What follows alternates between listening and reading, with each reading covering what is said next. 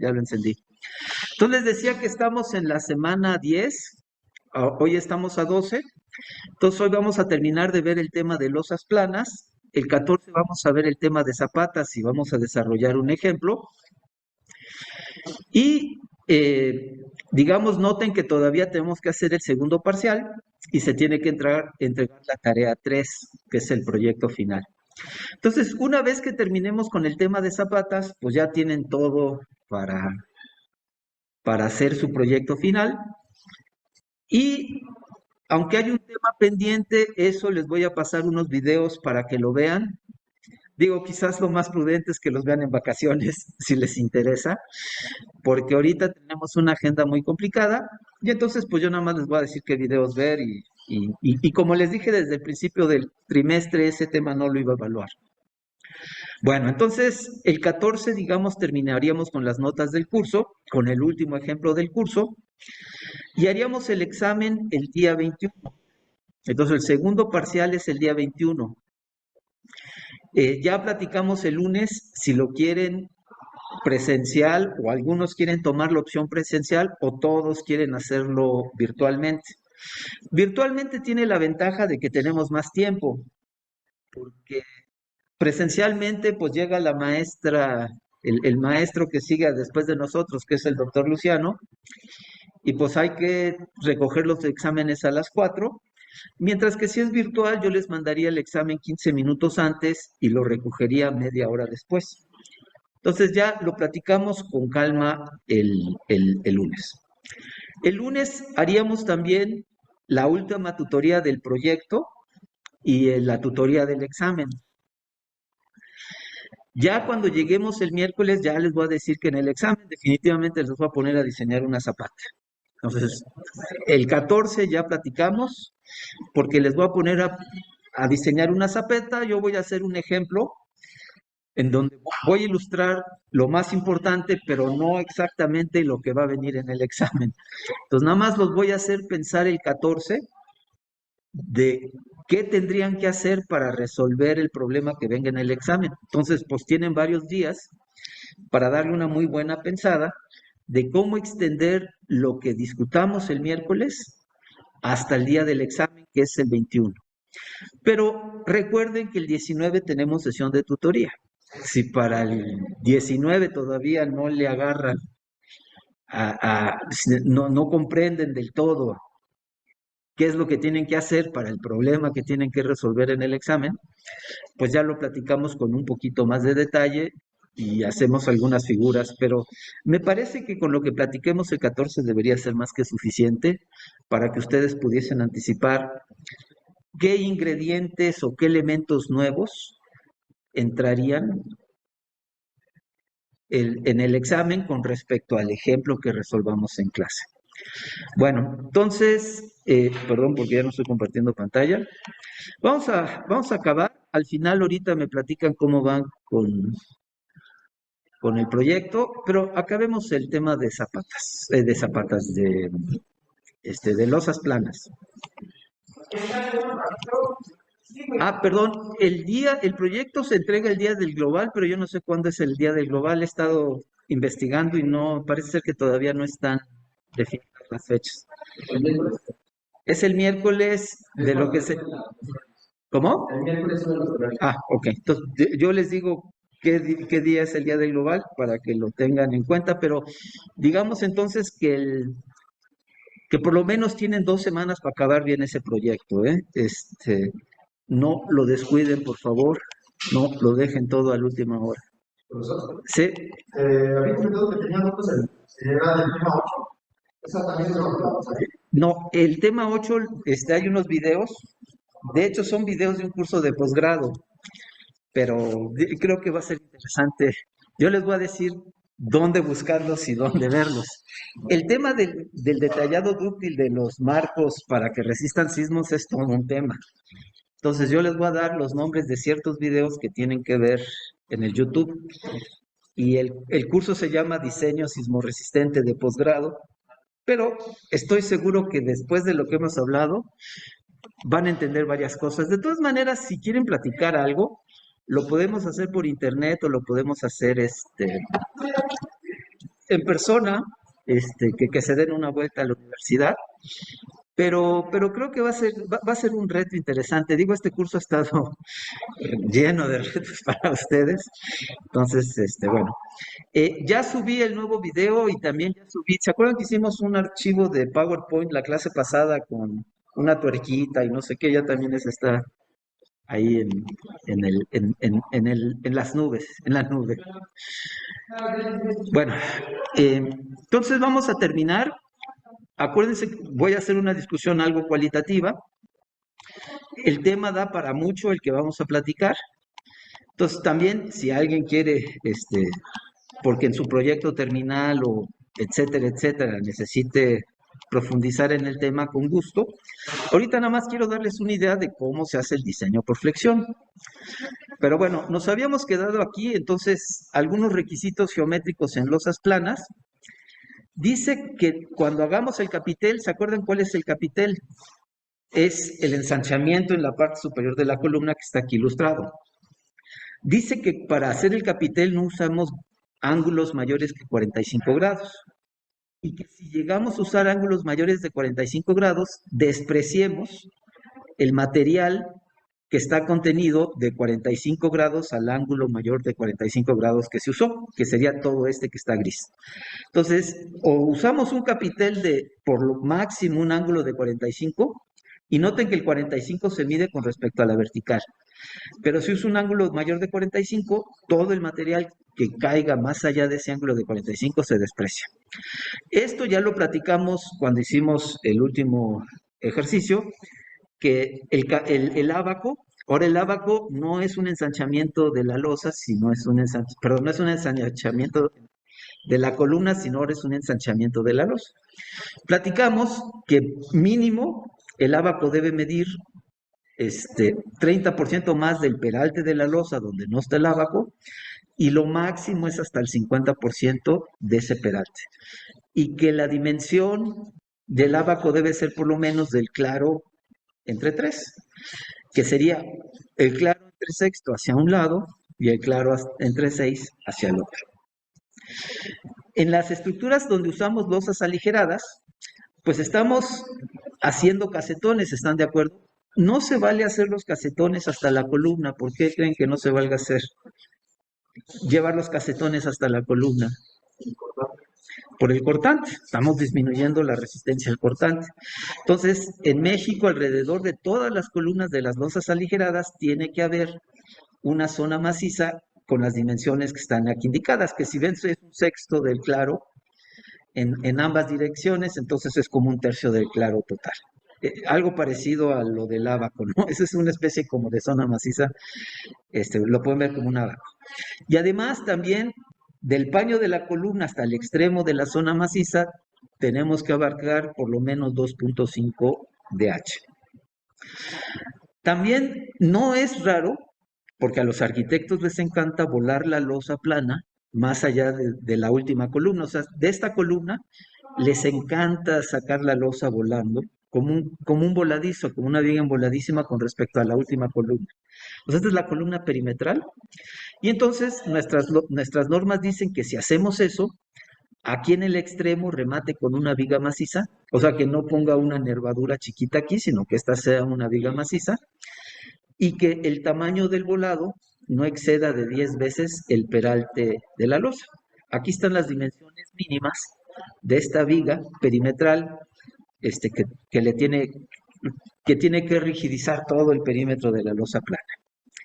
Dice que en la parte superior de una losa aligerada debe existir una capa de concreto reforzado cuyo espesor no debe ser menor que 3 centímetros.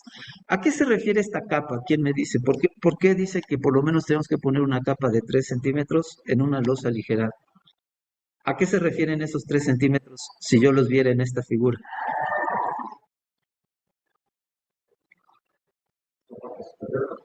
¿Ven por lo menos este pedacito debe ser de 3 centímetros.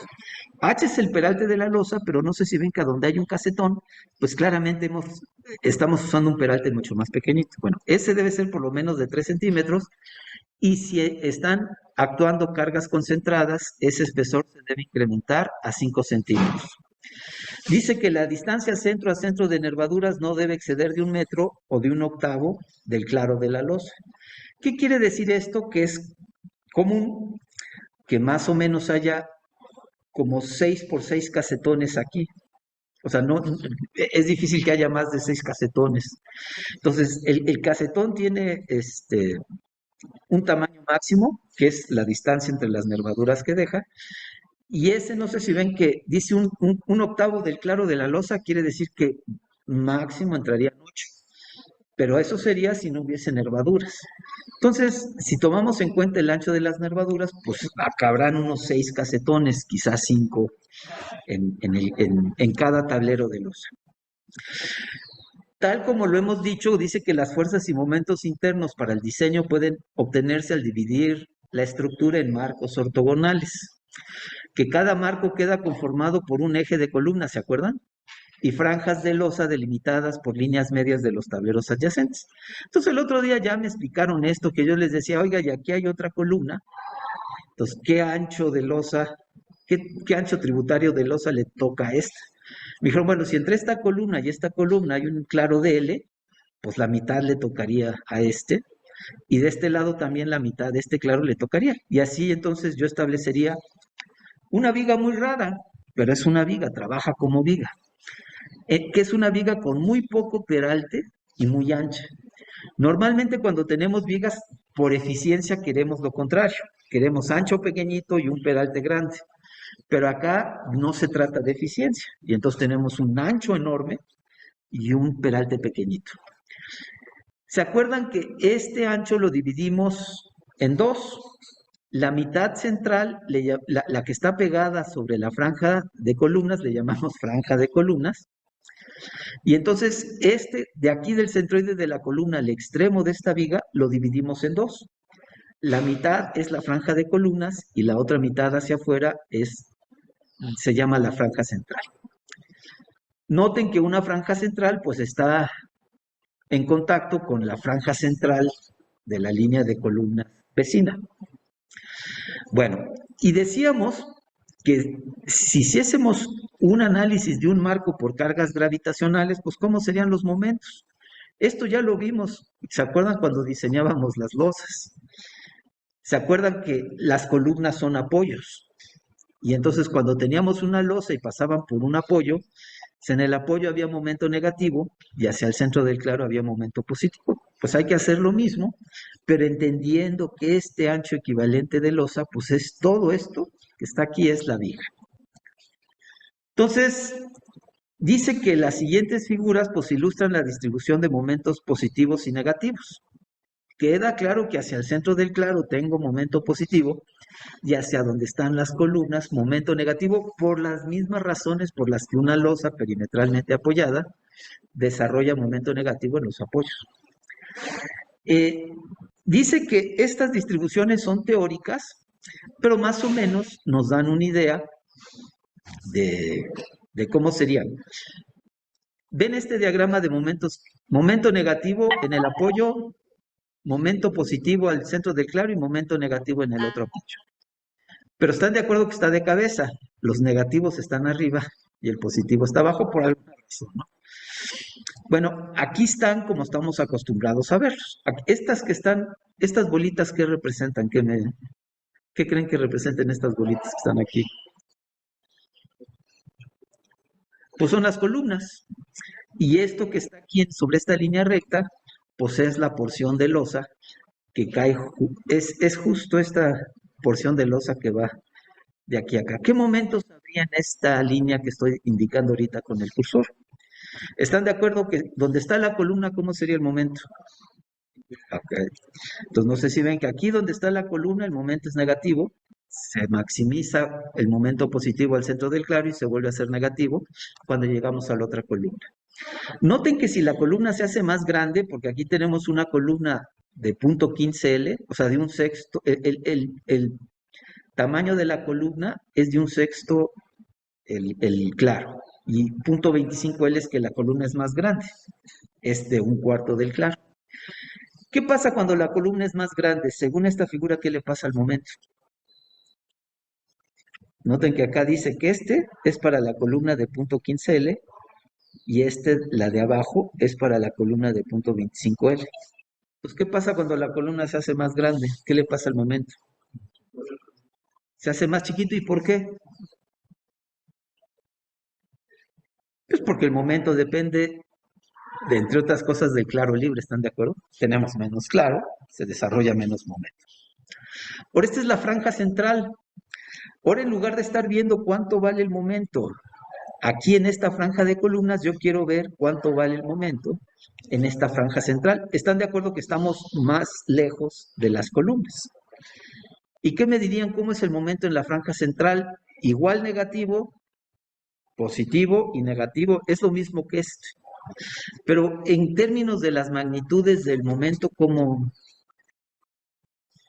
¿cuáles llevan mucho más momento?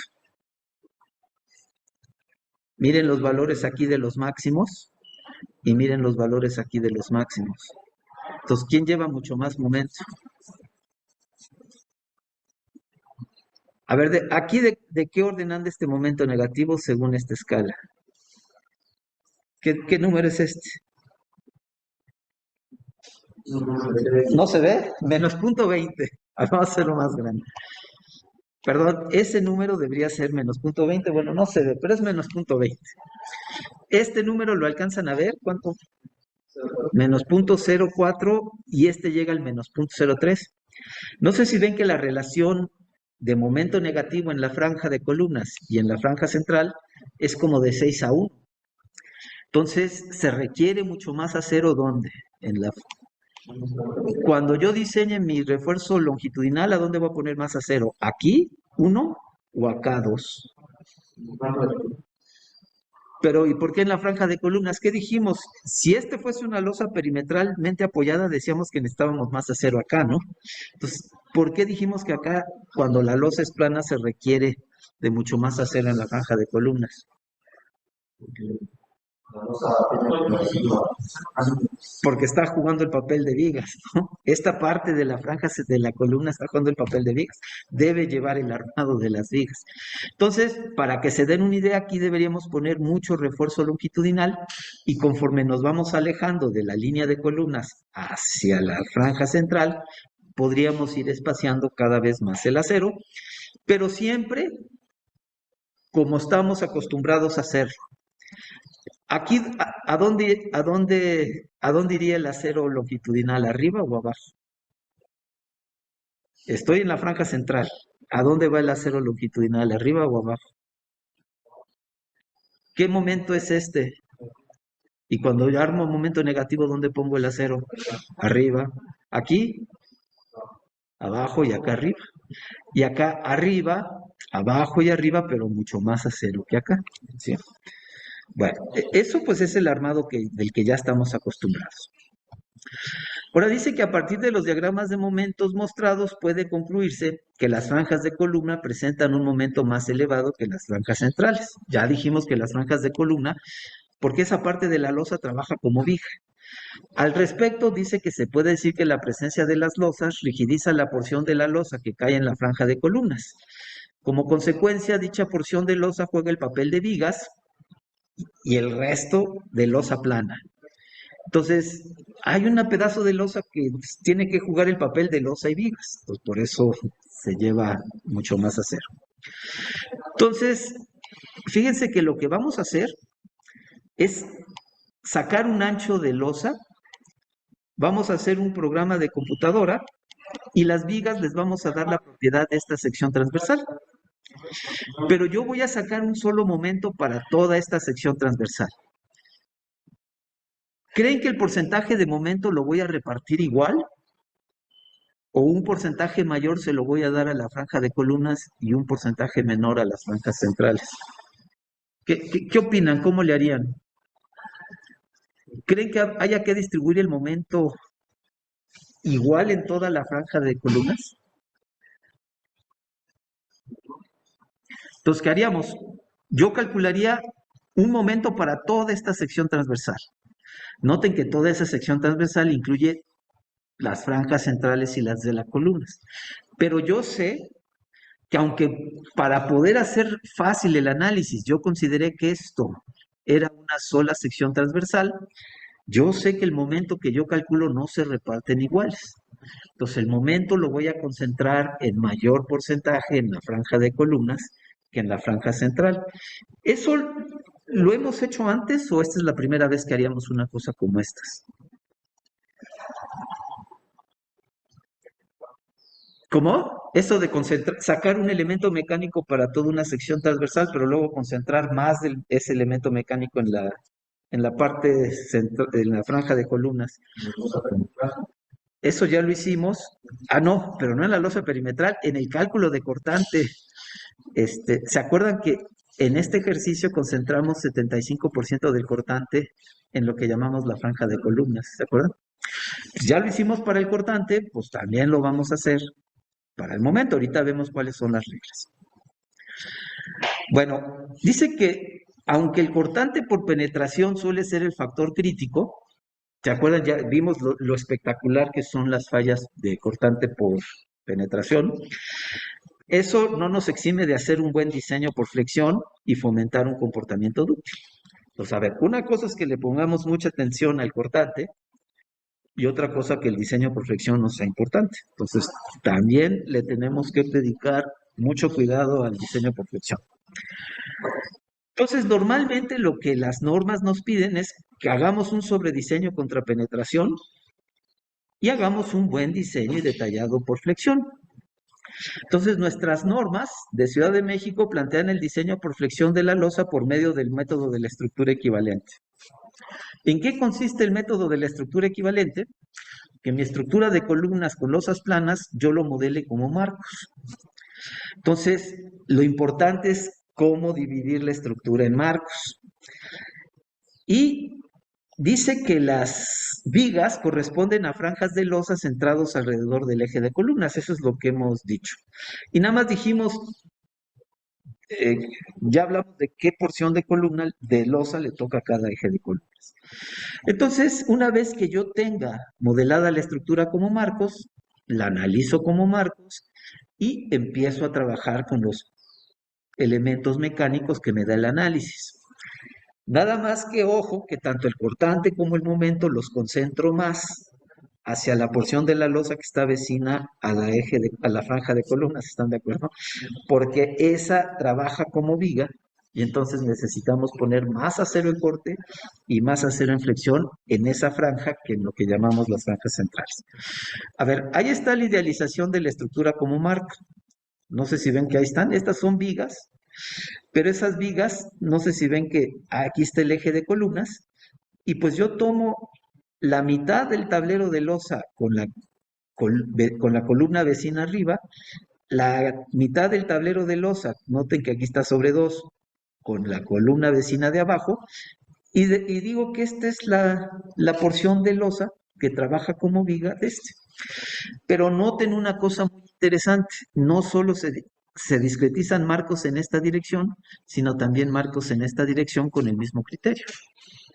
Y ustedes dirán, a ver, no entiendo, porque si ya voy a bajar todas las cargas de la viga en estas franjas, todavía necesito volver a bajar toda la carga de la viga en estas franjas verticales.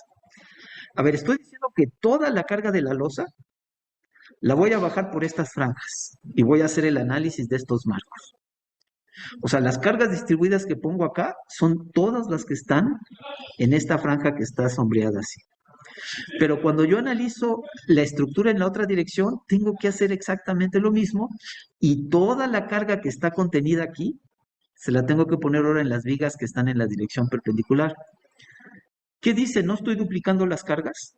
¿O sí o no estoy duplicando las cargas? ¿Qué me dicen? ¿O que repartiremos la mitad de la carga a estas franjas y la mitad de la carga a las otras? ¿Qué opinan? Así antes de que leamos cómo se hace. ¿Cómo? Sí, se está duplicando. Parece, ¿no? Que se están duplicando, pero no se deben olvidar un comentario que hicimos hace mucho al principio de la clase.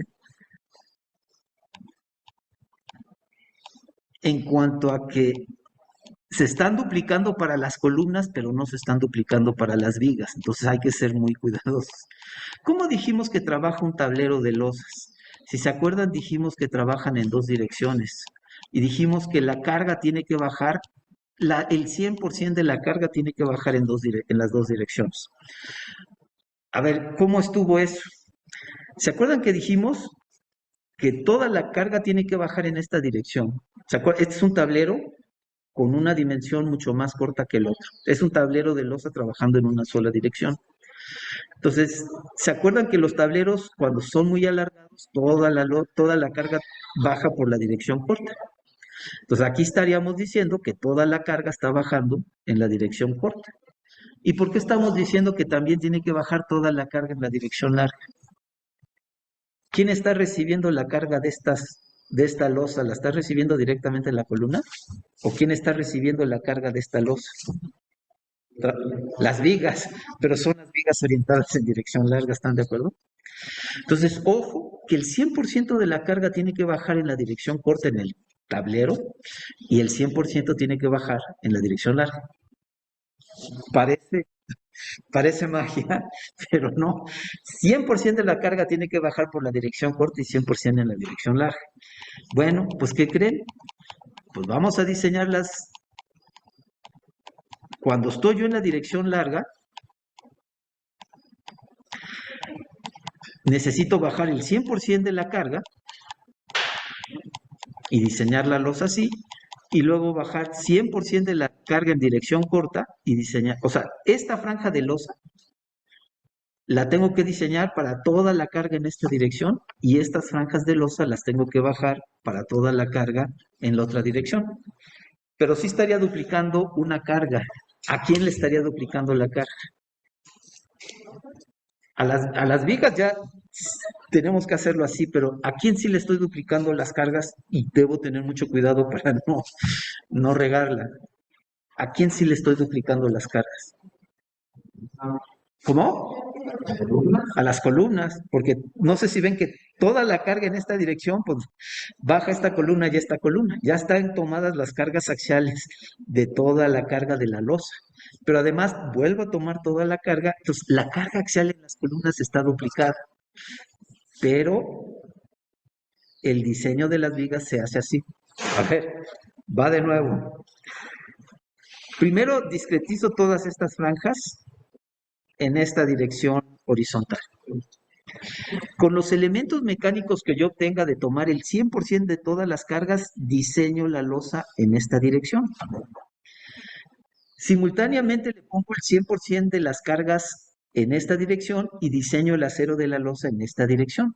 Entonces, tanto el acero horizontal como vertical, o sea, el acero que está orientado aquí, el longitudinal que estaría orientado horizontalmente en esta figura, como el vertical, se tiene que hacer con el 100% de las cargas de la estructura.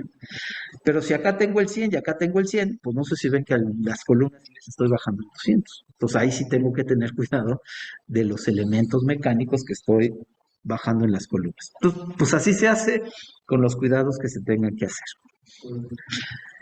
Dice que las propiedades asignadas a las columnas y vigas, definidas a partir de un ancho dado de losa, dependen del tipo de análisis que desee llevarse a cabo, ya sea por cargas gravitacionales o cargas laterales. Ahorita vamos a ver el detalle.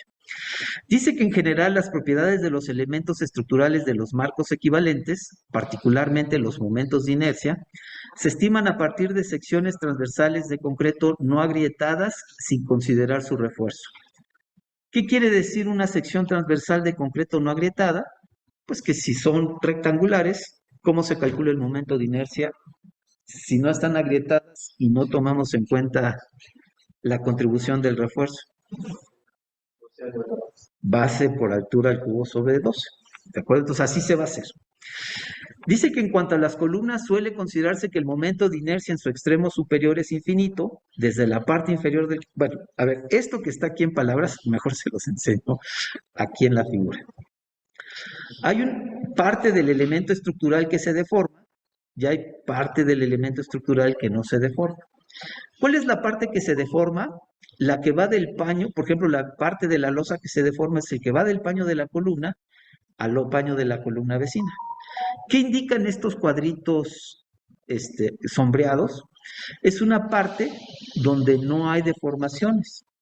¿Por qué? No sé si ven que acá está la columna, ¿no? Entonces es como si esto tuviese un peralte pues enorme.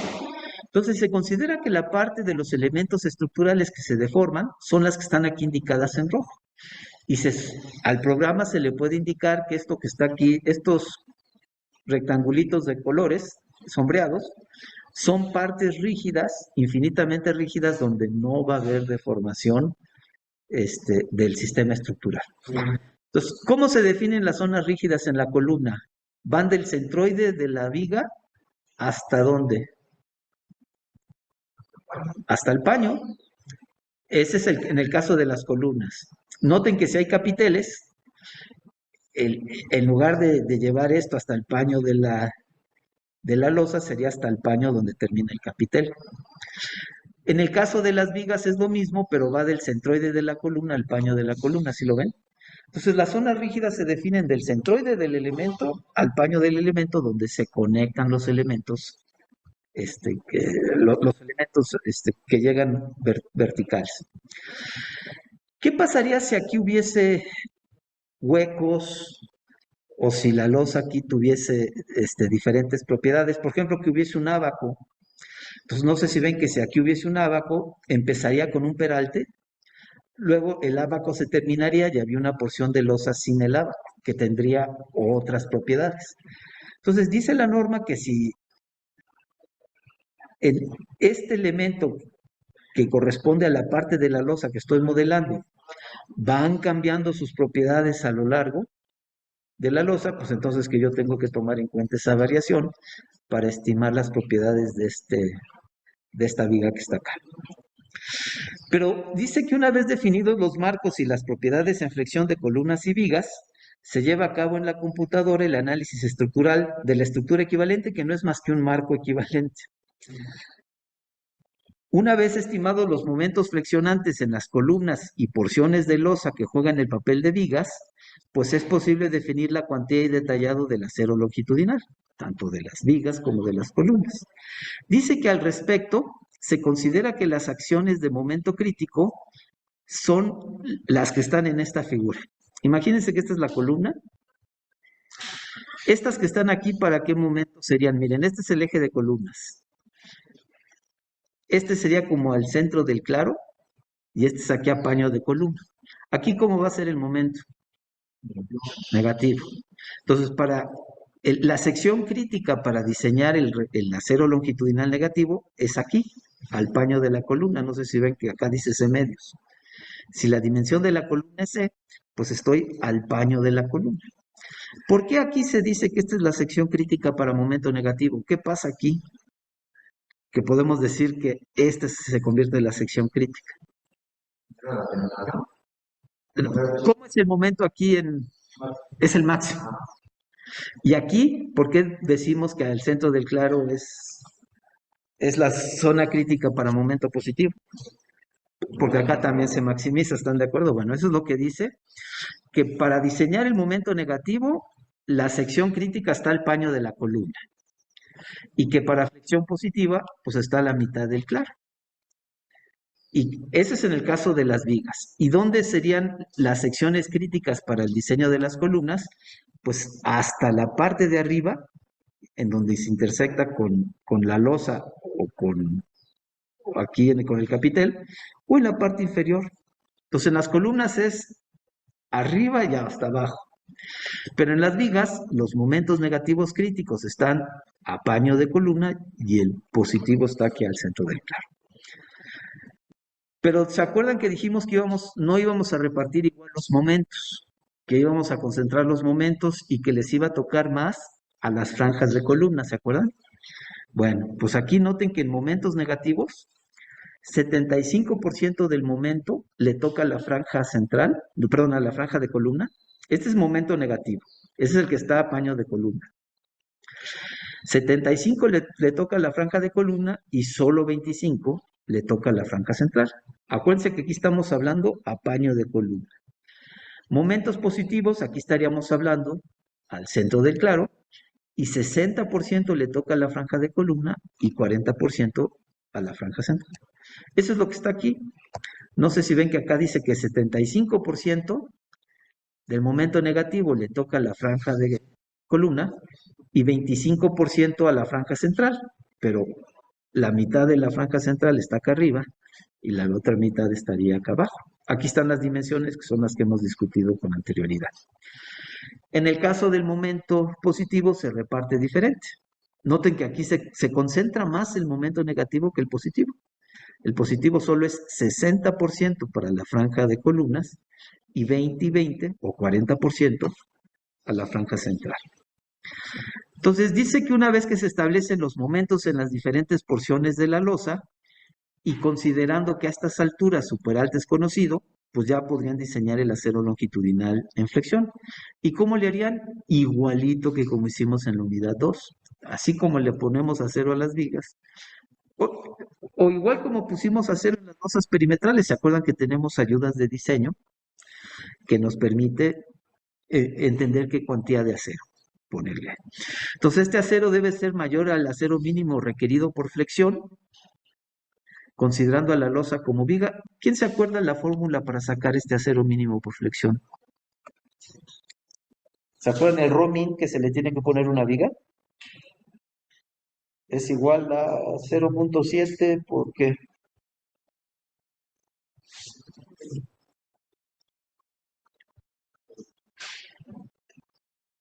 pues nos regresamos de voladísima a la unidad 2. ¿Cuál es el acero mínimo? Que dice la norma que hay que ponerle una viga. Si se acuerdan, solo hay un caso donde no había que hacerle caso. Solo una excepción a esa regla del acero mínimo. A ver, déjenme ver. A este. Esto está en la unidad 2. Este es el acero mínimo. Dice que esta es la cuantía mínima de acero para, para una viga. ¿Quién se acuerda por qué hay que dar esta cuantía de acero mínimo? A ver si es cierto. Esta misma hay que ponerle a la losa plana. ¿Para qué se pone esta cuantía de acero? ¿Quién se acuerda?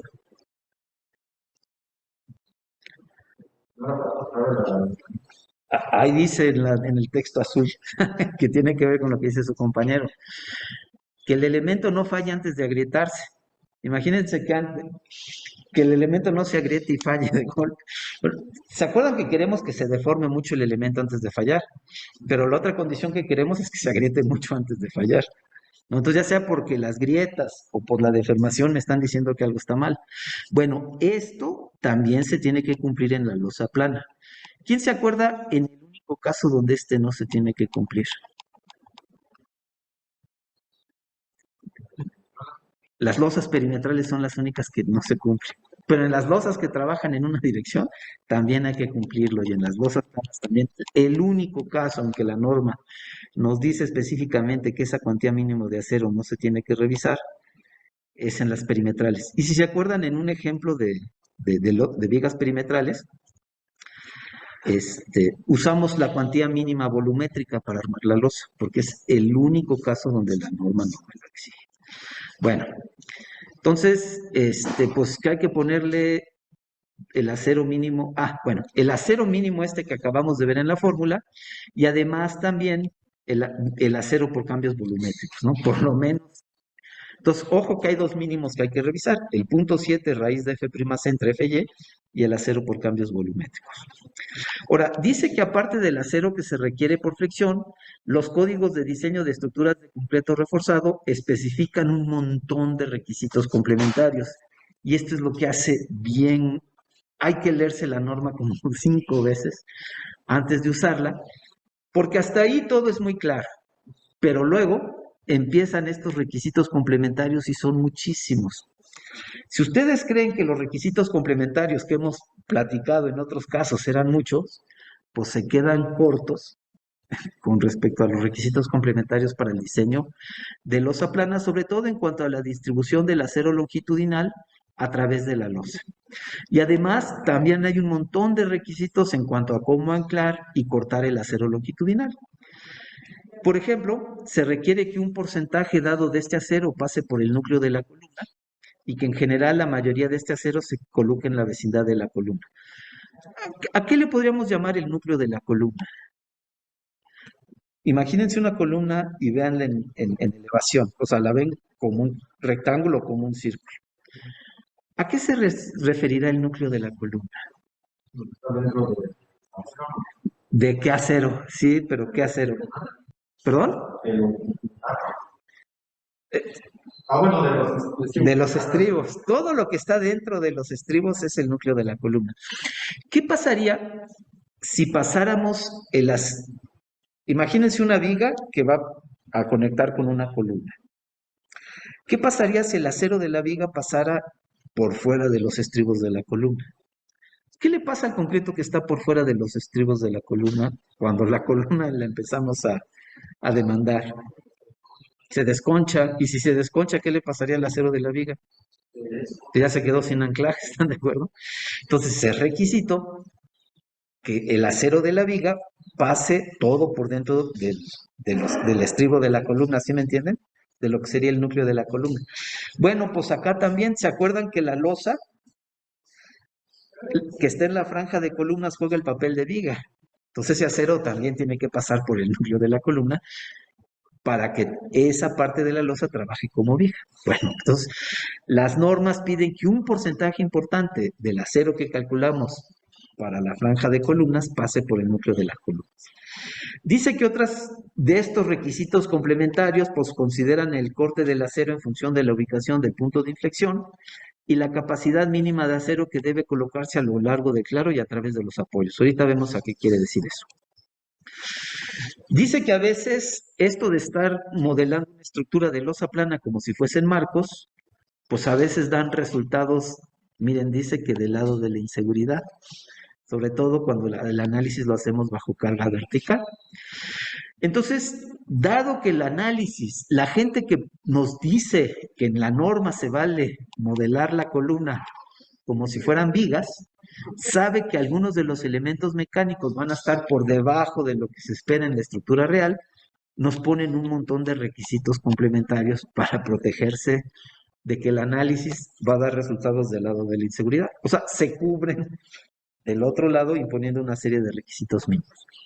Bueno, este es el peralte mínimo que debe tener la losa plana para no hacer un cálculo detallado de deflexiones. C es la dimensión de la columna en la misma dirección en que se mide el claro. L es el claro y K se calcula. Noten que es diferente el K que se usa para losas con ábacos que para losas sin ábacos. Y noten que Fs es el esfuerzo en condiciones de servicio, que se puede suponer como 0.6 de Fy, y W es la carga de servicio. ¿En qué se varía la carga de servicio en relación a la que se usa para diseñar la resistencia de los elementos o para el estado límite de seguridad? ¿Cómo sería esta W? ¿Qué la diferenciaría de la W de diseño? No tiene factores de carga.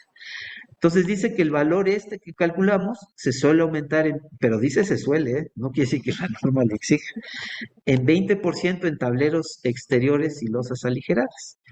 Y que el espesor de la losa también debe tener requerimientos mínimos como mínimo 10 centímetros en losas con ábacos y 13 centímetros en losas sin ábacos. Bueno, pues vamos a ver qué dicen nuestras normas. Dice que no se admitirá que las columnas de orilla sobresalgan del borde de una losa plana. ¿Qué entenderíamos por eso? El borde de la columna no puede sobresalir de la losa plana. Imagínense que esta fuera la columna de borde. ¿Qué es lo que me está diciendo que no se vale? ¿Hasta dónde debe llegar la losa plana para que satisfaga nuestra norma?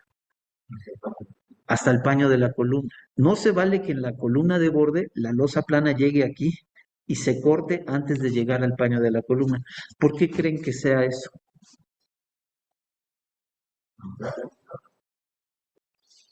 Hay algo más crítico, que es lo que hace que nuestras losas siempre fallen. ¿Qué pasa con el área que nos ayuda a resistir el cortante por penetración? la hacemos bien chiquita. No sé si ven que el área crítica de falla por cortante por penetración la hacemos bien chiquita, ¿están de acuerdo? Entonces, prohibidísimo, ¿no? La losa plana tiene que llegar al paño de la columna que está en la fachada, pero al paño exterior. Luego nos dice, esto ya lo habíamos, que alrededor de cada columna, cuando usemos losas aligeradas, tiene que haber una zona maciza de por lo menos 2.5 veces H, y si se acuerdan en la figura también de un tercio del claro, un sexto en cada dirección. Dice que en los ejes de columnas de losas aligeradas deben suministrarse nervaduras de un ancho menor de 25 centímetros. Dice que las nervaduras adyacentes a los ejes de columna deben tener un ancho de por lo menos 20 y el resto de ellas de 10. Entonces son 25, 20 y 10. Esta está justo sobre el eje de columnas. Ahorita voy a regresar a una figura y ustedes me dicen cuál es esta. Las que están adyacentes tienen que tener un tamaño de 20 y el resto de ellas puede tener por lo menos 10. Entonces, si yo viese esta figura, la primera figura que yo les mostré de una losa plana, díganme si está bien la figura. Allá, espérenme, ¿dónde está la figura de la losa plana? No, esta es cosa en una dirección. ¿Dónde está? Aquí. ¿Qué está de mal en esta figura en relación a lo que me pide la norma? Dice que sobre el eje de columnas tiene que haber algo. ¿Qué dice qué dice que tiene que haber conectando esta columna con esta columna? ¿Qué dice nuestra norma? Habían de 25, de 20 y de 10. Decía que exactamente coincidente con la franja de columnas que tenía que haber. Una nervadura de ¿cuánto de ancho? De 25. Tiene que haber una nervadura principal. No se vale, no sé si ven que aquí, como que no se ve que hay una nervadura principal, ¿están de acuerdo? Esta, pues es otra losa plana que yo saqué de otro país. No sé si ven que incluso, bueno, ya sé que no se ve, perdón.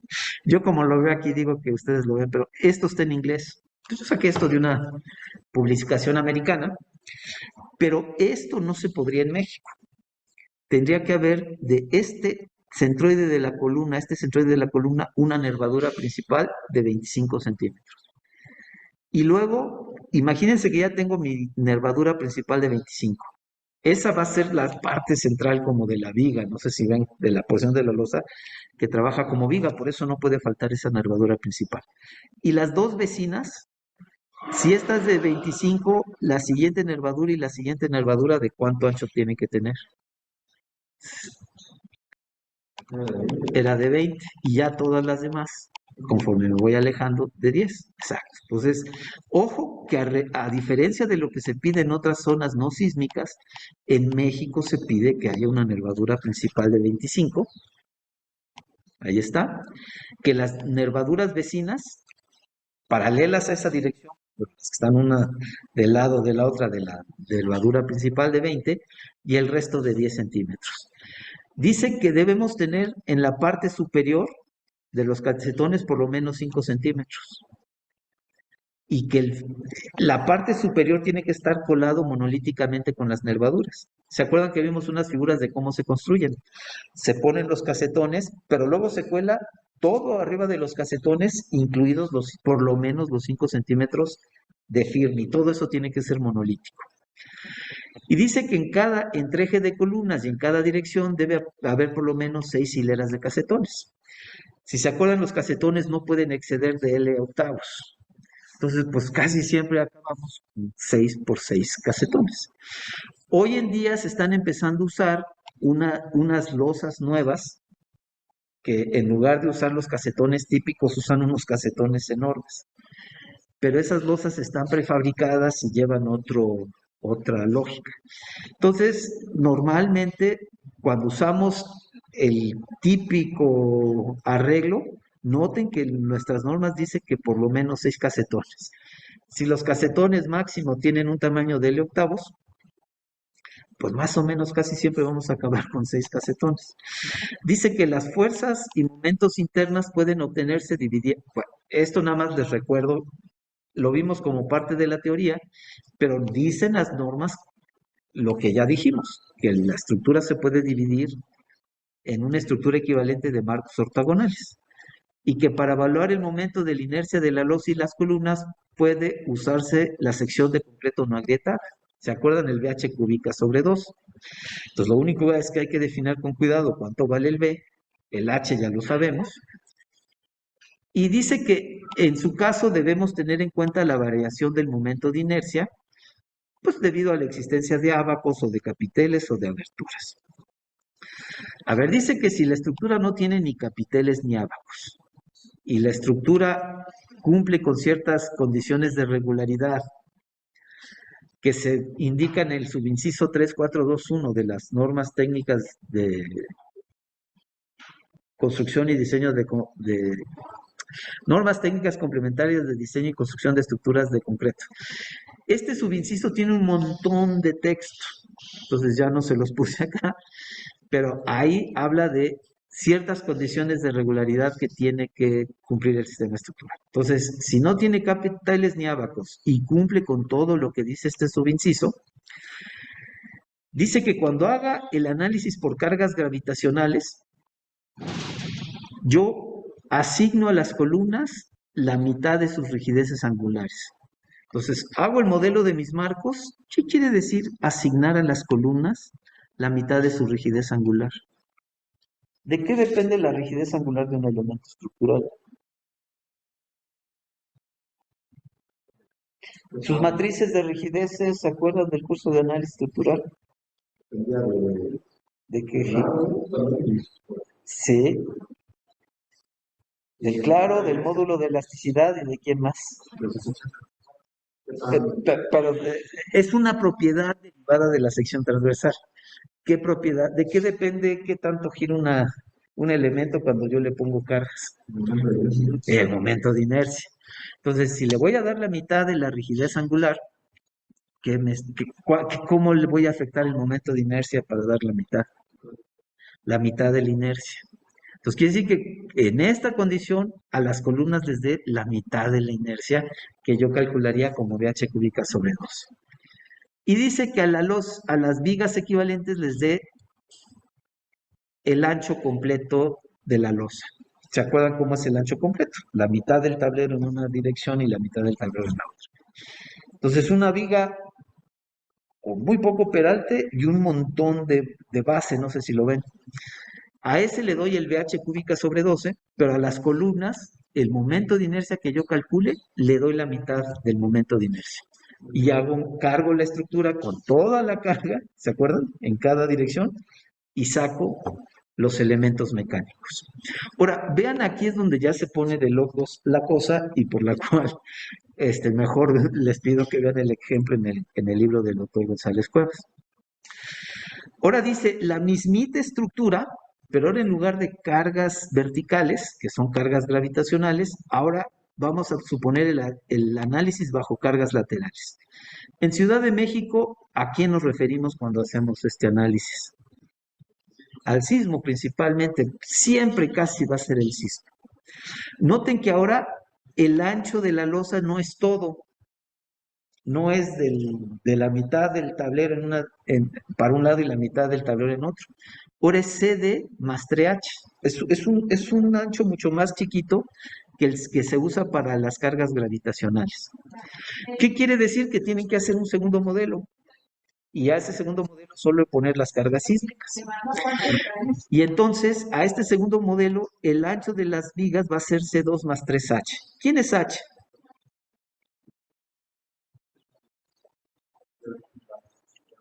Es el peralte de la losa. ¿Y quién es C2 según esto? Es el ancho de la columna normal a la dirección de análisis. A ver, entonces, ¿qué estoy diciendo? Que cuando hagamos el análisis por cargas verticales, vamos a usar un ancho diferente.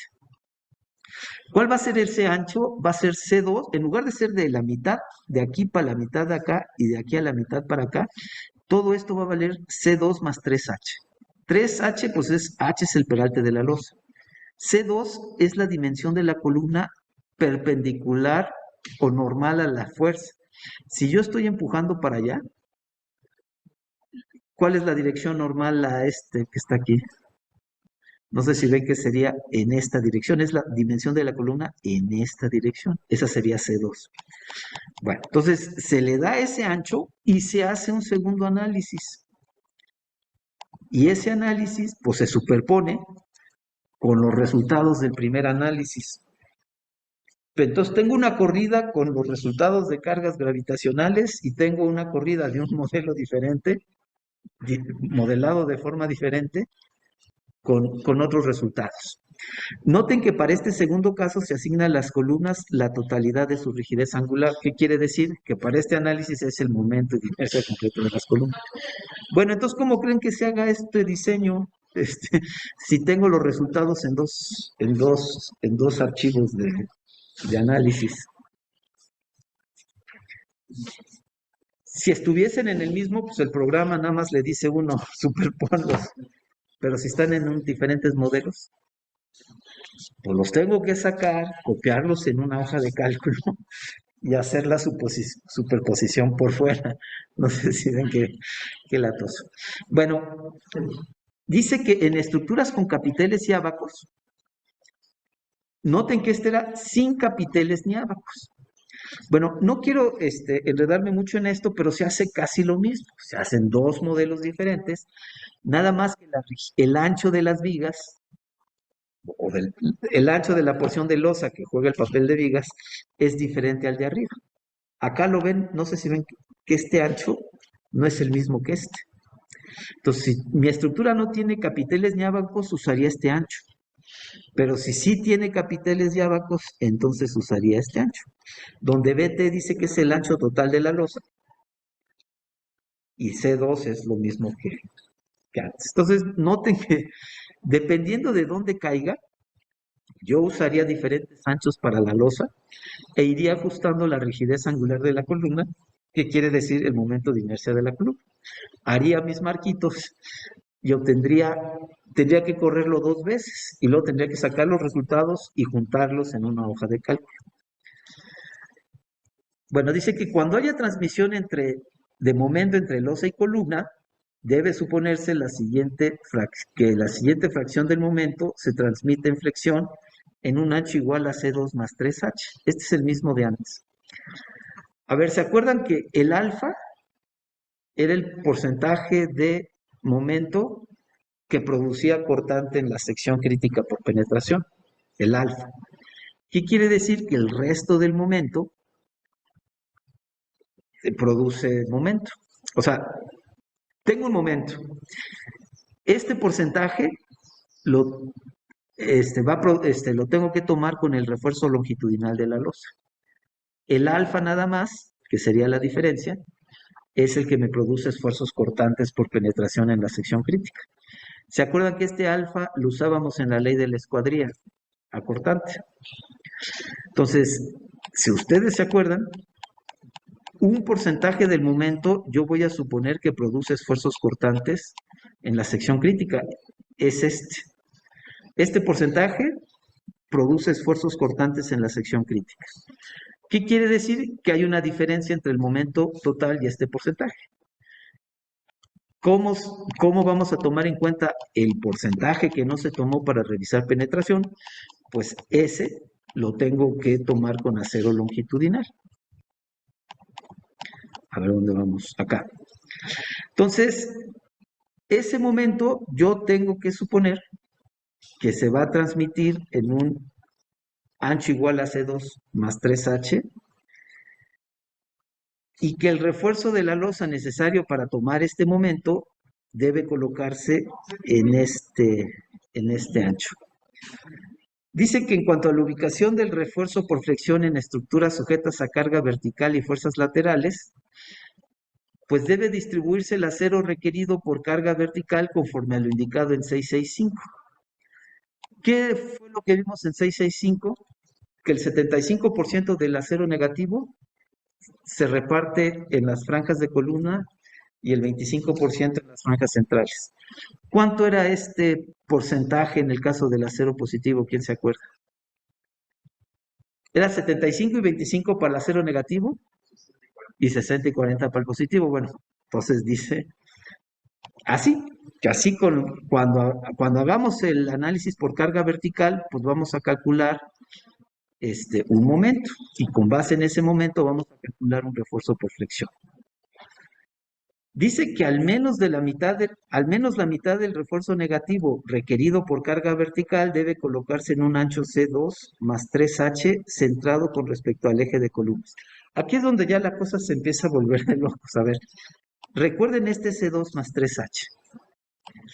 Y vamos a regresar. Ay, oh, ¿qué hice? Creo que me quito eso. Pues así. Pues no sé por qué desapareció esto. Bueno, a ver, ¿qué me está diciendo la norma? Fíjense, ya. Perdón, estoy aquí peleando con esto y no.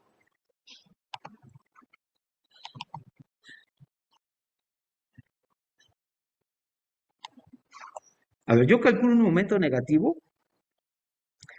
y el 75 por el acero del momento, 75% del acero tiene que corresponder a esta franja y solo el 25 lo voy a poner acá. O sea, esta franja lleva mucho más acero que esta. Pero de este 75, la mitad todavía lo voy a concentrar más en una porción de losa que mide C2 más 3H. Entonces, este mide la mitad del claro. Luego hay un ancho más pequeñito que mide C2 más 3H. Entonces, 75% se reparte aquí, pero del 75 todavía se concentra más acero en un ancho de C2 más 3H. A ver, ¿qué les quiero decir? Que en el ancho de C2 más 3H viene mucho más acero. Luego pongo la diferencia entre el C2 más 3H más estos bordes. Ahí pongo la mitad de este 75% y luego pongo menos acero. O sea, son 3 zonas de acero. Mucho acero en esta parte central. Luego, conforme me voy moviendo de esta parte central, pero llego a este borde, espacio un poquito más el acero, pero todavía va cerrado. Y aquí ya lo abro mucho más, o sea, hay 3 separaciones, pues. Y mientras más me acerque a la columna, más acero tengo que poner concentrado en esa franja. Entonces, pues esto se vuelve muy pesado porque hay un montón de reglas para hacer el modelo y hay un montón de reglas de cómo repartir el acero una vez que yo calcule el momento. Dice que también se tiene que distribuir el acero requerido por sismo en el ancho C2 más 3H, de modo que por lo menos 60% del cruce el núcleo de la columna. O sea, en el caso de que la estructura tenga que resistir sismos, la gran mayoría del acero ya no lo voy a distribuir. Acá casi todo tiene que pasar por dentro del núcleo de la columna. ¿Se acuerdan que dijimos que el núcleo de la columna es toda la parte que está dentro del estribo de la columna? Entonces, 60% del acero tiene que pasar por acá. O sea, quiere decir que acá hay muchísimo más acero que en el resto de la losa. Entonces, mientras que por cargas verticales pongo más acero acá y voy disminuyendo el acero mientras me voy alejando de la columna, en el caso del sismo casi todo el acero lo tengo que poner aquí, sobre este eje. Pero las reglas pues son muy, muy específicas, como ven acá en las notas. Bueno, finalmente dice que existen varios requisitos complementarios, que al menos la cuarta parte del refuerzo negativo correspondiente a una franja de columna debe continuarse a todo lo largo de los claros adyacentes. Entonces, digamos, ¿bajo qué condición podría pasar que el refuerzo negativo que yo necesite en mi franja de columnas se haga mucho menor Imagínense que yo aquí tengo un momento negativo. ¿Qué tendría que pasar para acá para que aquí hubiese un momento negativo mucho más chico que el que tengo de este lado? ¿Cómo? sea, de borde. Que sea de borde o que tenga un claro mucho más chiquito de este lado que de este. Pero están de acuerdo que pudiese ser que este momento negativo, por diferentes razones, fuese mucho más chiquito que este. Bueno, pues aunque sea este mucho más chiquito, dice que por lo menos este tiene que tener, este acero negativo tiene que ser por lo menos el 25% de este. Pudiese ser que si este claro es muy chiquito comparado con este, pues este momento sea más chiquito que el 25% de este. Pero por lo menos tengo que continuar a lo largo de todo este claro el 25% de todo el acero negativo que traigo ahí, en el tablero de interés. Al menos la mitad del refuerzo positivo máximo debe extenderse a todo el claro. ¿Dónde está el momento positivo máximo? En el centro del claro, ¿están de acuerdo? Y si por cargas gravitacionales me voy a los extremos, ¿requiero acero positivo? ¿Qué quiere decir? ¿Que no pongo acero positivo o qué quiere decir? Pues dice que aunque no se necesite, que aunque nuestros cálculos nos indiquen que no se necesite acero positivo en los extremos del claro, que pase por lo menos la mitad. Dice que debe haber por lo menos acero positivo en todo el claro que sea igual a una tercera parte del máximo refuerzo negativo. Noten que si vemos los diagramas de momento que hemos platicado, ¿quién tiene un valor más grande? ¿El momento positivo máximo o el momento negativo máximo?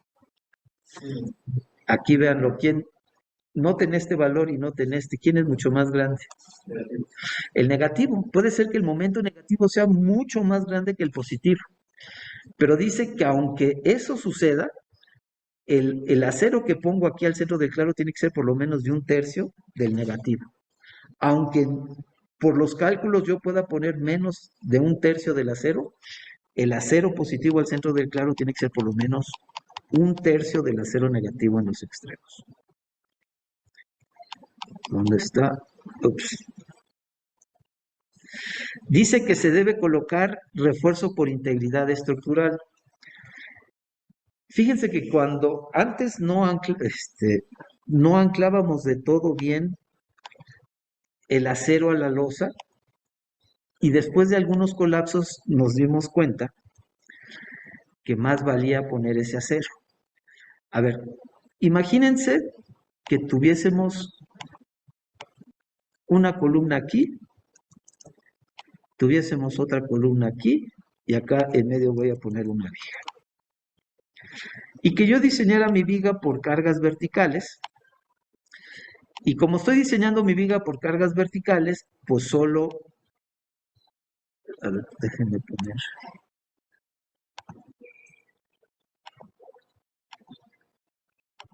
solo pusiera refuerzo por cargas verticales. Entonces, aquí pongo mi refuerzo negativo, ¿están de acuerdo? Acá pongo mi refuerzo negativo.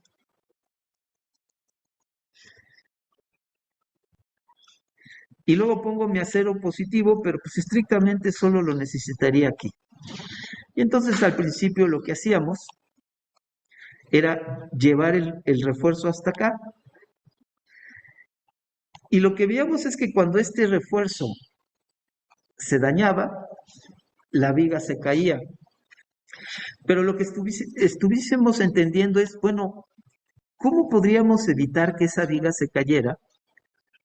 Tomando en cuenta que esta viga podría trabajar como un cable, aunque fallase este refuerzo negativo. ¿Cómo podríamos garantizar que aunque la viga ya falló en flexión, por lo menos se colgara como si fuese un cable? Ya no trabaja, ya no da flexión, pero por lo menos no se cae. Eso, lo que se dieron cuenta es que si yo extendía este acero así, cuando fallara este esfuerzo, este acero pues podía hacer que la viga colgara y evitar ese colapso. Entonces a este se le llama acero por integridad, y lo que nos piden es que por lo menos cierto porcentaje del acero positivo esté perfectamente anclado aquí, para que en caso de que falle el acero negativo, la viga pueda colgar del acero positivo, que aparentemente no se necesitaba, o teóricamente no se necesitaba, pero al ver cómo se colapsaban vigas en la realidad, se dio cuenta que esta sería como una última línea de defensa. Entonces hay una condición de cuánto es este mínimo. Por ejemplo, en las vigas simplemente apoyadas, ¿quién se acuerda de elementos de concreto? ¿Cuánto acero se tiene que anclar perfectamente en los apoyos de una viga simplemente apoyada? ¿Están de acuerdo que no se necesita acero en los extremos porque está simplemente apoyada? El momento es cero. ¿Cuánto acero tiene positivo? Tiene que estar perfectamente anclado a los apoyos de una viga con claro simple. ¿Quién se acuerda? Simple. ¿Cuánto? 33% del acero. Es un montón de reglitas, ¿no? Pero bueno, si empiezan a trabajar en esto, pues se empiezan a acordar de todas, ¿no? Si no, pues se les olvida que esa reglita existía en el curso anterior. También deben respetarse las disposiciones de refuerzo mínimo por fracción y cambios volumétricos, que el peralte mínimo de estructuras fabricadas con concreto clase 1 se estima conforme a lo indicado en la sección 666. Eso ya lo platicamos, acuérdense que son estas ecuaciones, estas que están aquí, el peralte mínimo. Entonces, si nuestra norma dice que si nuestro concreto es tipo 1, usemos estas ecuaciones. Si es de tipo 2, ya no lo puse, pero se usan unas expresiones similares, pero ya no las puse porque no es bueno fabricar estas losas con concreto clase 2. Las dimensiones de los ábacos son las de la figura que ya mostramos y se admiten aberturas conforme a lo que ya dijimos. ¿Se acuerdan que en la intersección de dos franjas centrales se puede hacer un hueco tan grande como se quiera, pero en la intersección de dos franjas de columnas, el hueco más grande puede ser el claro entre 8? Bueno, entonces con esto, noten que es un montón de detalles. Yo les aconsejo que si están interesados en este tema, vean el ejemplo que está en el libro del doctor González Cuevas, en la edición 4 del libro. Si de todas maneras tienen dudas, si quieren platicar algo más, lo podemos hacer en la oficina. Si, por ejemplo, como parte de sus proyectos de integración o lo que sea, requieren hacer este tipo de diseños. Pero entonces, más allá de eso, hacer un ejemplo en clase hubiera sido imposible. Bueno, con esto terminamos toda la parte de losa plana. Ahorita les pregunto si tienen alguna duda. El miércoles vamos a terminar con la parte de zapatas, que quedamos que se diseñan como losa plana, nada más que como que estaría de cabeza, ¿no? Es como si la losa estuviera abajo y la columna estuviese arriba. Y ya platicamos algo, pero bueno, ya eso lo vamos a terminar el miércoles. ¿Alguna duda de lo que hemos platicado o algún comentario rápido? Ya me quedan solo 8 minutos del proyecto. ¿Cómo va con el proyecto? Eso, para las personas cuando había una carga de pensión, antes no había, bueno, el PH, lo calculamos como 20% de la carga fiscal. A ver, ¿y cómo? Piense de dónde podría venir esa tensión. Vamos a pensar en el problema específico del proyecto que ustedes tienen. ¿De dónde puede venir esa tensión? ¿Por qué se puede producir esa tensión en la estructura que usted tiene? Piense que sus vigas prefabricadas están en el techo de la bodega. ¿Ahí quién le va a pegar que pueda hacer que algo afecte a esas vigas prefabricadas?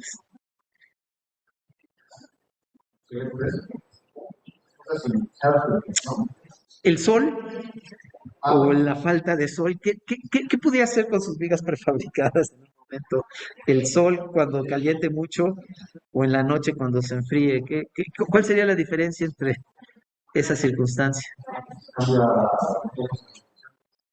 Cambia sus dimensiones y entonces la viga va a deslizar sobre la placa de la ménsula. ¿Está de acuerdo que tiene una ménsula suficientemente grande? Porque con los cambios de la dimensión, pues se le cae la viga, pero eso lo va a calcular usted y las dimensiones de la ménsula son suficientemente grandes, pero la viga puede estar deslizando sobre la placa por cambios de temperatura. ¿Qué fuerza se desarrolla cuando la viga desliza sobre la placa? Ajá, ¿cómo la calcula?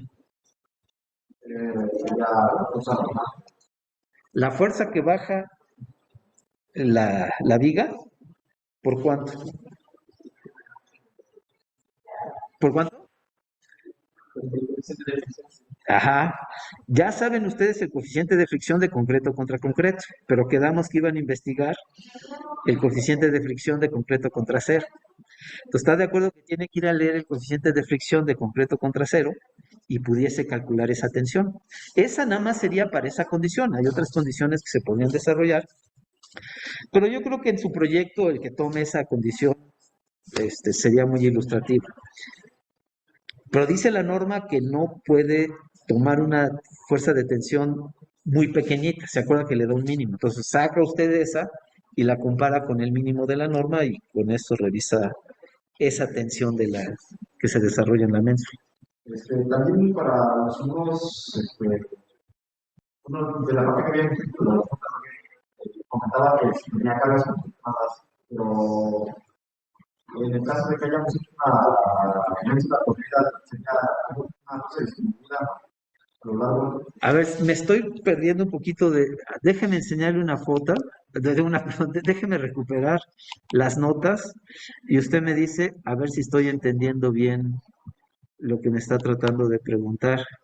Bueno, lo que me está preguntando, ¿no? Lo que estoy yo tratando de interpretar. Entonces, teníamos en las notas una carga P, pero si mal no le entiendo, lo que me está usted diciendo es que esa carga P la estaría tomando de forma distribuida, ¿no? A ver, entonces vamos a ver, y quiero que reflexione conmigo las implicaciones, porque la pregunta sería si esa carga P se puede repartir en toda su ménsula distribuida o no, y le haría pensar en el caso del muro si toda la carga P se reparte en todo el muro. Entonces, ¿usted está usando una doble T? No, es una. Es que usted está usando la placa alveolar. Perdón. Entonces, sí, digamos que su ménsula es corrida, pero no llega una carga concentrada a la ménsula. O sea, lo que le estoy tratando de explicar y estaba, no había interpretado bien lo que me estaba usted diciendo. Esto representa la ménsula. Y arriba de la ménsula, pues tiene la placa alveolar. Entonces, no sé si ve que ahí, pues sí, tendría que diseñar como un metro de ménsula. Esta placa alveolar, déjeme pintarla de otro color, está en un continuo, en continuo contacto con la ménsula. Yo lo que pensaba es que tenías una doble T, y si acá llegara una carga concentrada, no sé si ve que esa carga concentrada no puede decir que está repartida uniformemente en toda la ménsula. Tendría que sacar un ancho equivalente de ménsula que resiste esa carga concentrada, pero lo que usted está usando es una placa alveolar y entonces esta carga sí llega de manera uniforme. Entonces yo lo que haría es tomar como un ancho equivalente de ménsula con un ancho equivalente de carga y diseñar el ancho equivalente de ménsula para que tome el ancho equivalente de carga. Entonces, así como está, sí, sí tiene razón, pero yo malinterpreté su pregunta. Igual, cuando bueno, lo importante es que el muro le da bueno, al otro muro. Bueno, Iba a tomar un porcentaje que se iba a bajar por las franjas largas de muro y se iba a soportar en los muros. Por las conexiones, ¿no? En ese caso, ese importante no es exactamente. En ese caso también tomamos el momento. Pues sí se produce un momento. Tiene razón, o sea, estrictamente sí creo que acá tenemos en la figura, pero normalmente pues no se tomaría. Y ahorita me dice usted por qué piensa que no. Pero a ver, mire, vamos a.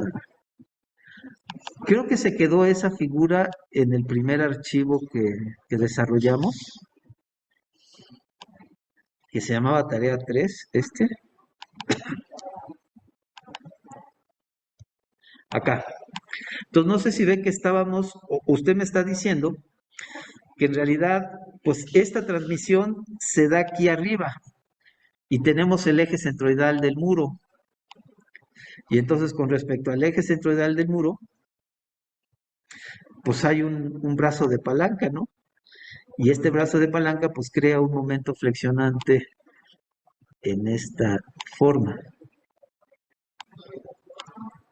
Ay, no, perdón. Sería así. Entonces me está diciendo que hay un momento flexionante así, ¿está de acuerdo? Y que ese momento flexionante, pues, ¿qué hace usted con él? Si lo toma en cuenta o lo desprecia. Entonces, ¿qué, qué podríamos, a dónde más se podría repartir ese momento flexionante? Híjole, bueno, a ver, entre la fricción que se desarrolla aquí y esta fuerza axial, se puede hacer también un momento resistente. Entonces, el momento no se tiene que pasar necesariamente al muro, sino lo puede tomar. Esta fuerza y esta fuerza tienen que ser iguales, ¿está de acuerdo? Esta y esta. Entonces, esta tensión y esta fricción, usted puede ayudarse de estas dos para crear un par que resista esto. Pero lo platicamos, recuérdenme el miércoles, porque ahorita ya va a llegar el doctor Luciano y me da una pena infinita con él, que siempre lo tenemos aquí esperando. Entonces, por lo pronto no lo tome en cuenta y el miércoles platicamos un poquito más. Bueno, entonces los veo el miércoles a los que están en línea. Me faltan todavía 3 de ustedes de mandarme la calificación de su tarea 2, por favor, no se les olvide.